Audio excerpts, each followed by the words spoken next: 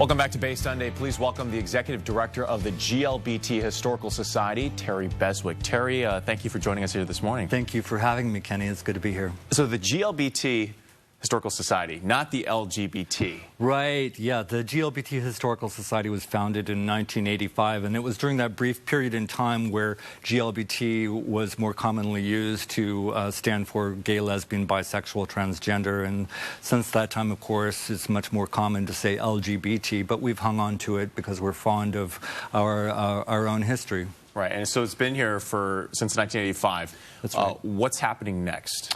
Well, we're getting ready to launch a new campaign, actually, to build a new museum, and something that we've wanted to do for many years. Right now, we have two programs and two separate facilities, and we'd like to bring them together.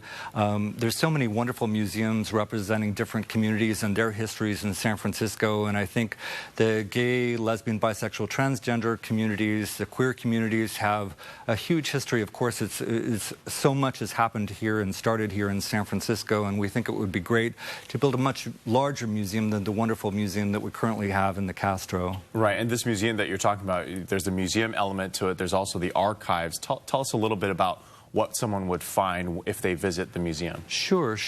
Well, the museum is really just the public face of the organization. Our heart and soul are really in the archives. And we just moved the archives to a new, much larger facility in the mid-market area. It's open to the public only by appointment. We have a lot of researchers that come in there, grad students, documentarians, authors.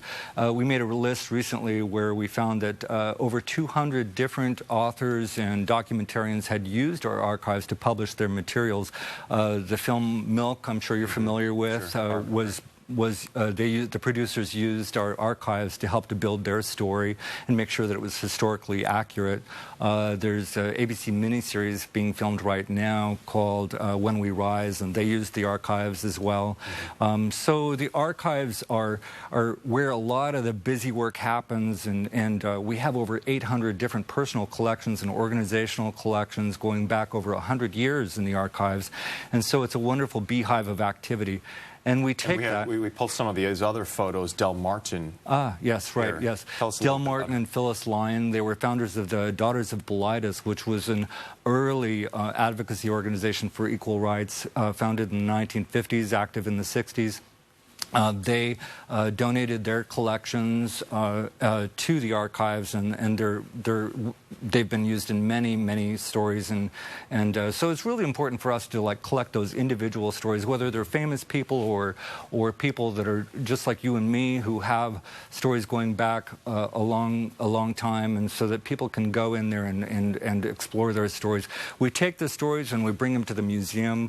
We have Daughters of Bilitis exhibit in the museum right now, The Ladder, which is an early lesbian newsletter that was published back then. And so people can go to the museum and learn so much about our different communities and take that information home. Right, and the society has a big event coming up. Tell us a little bit about that. Sure. Well, of course, we're at a wonderful point in our history with the LGBT community. So much change has been happening so quickly, and we had the gay marriage equality ruling, of course, last year from the U.S. Supreme Court. The plaintiff in that case was Jim Obergefell, and we're excited to be having him at the museum on June 21st, where he's going to be reading from his new book called Love Wins, which he co-wrote.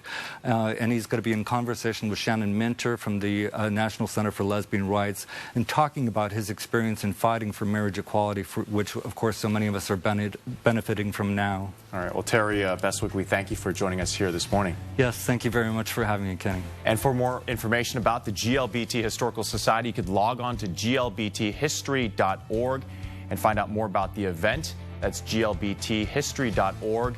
And that's it for this week. We'll be back next week with more Bay Sunday.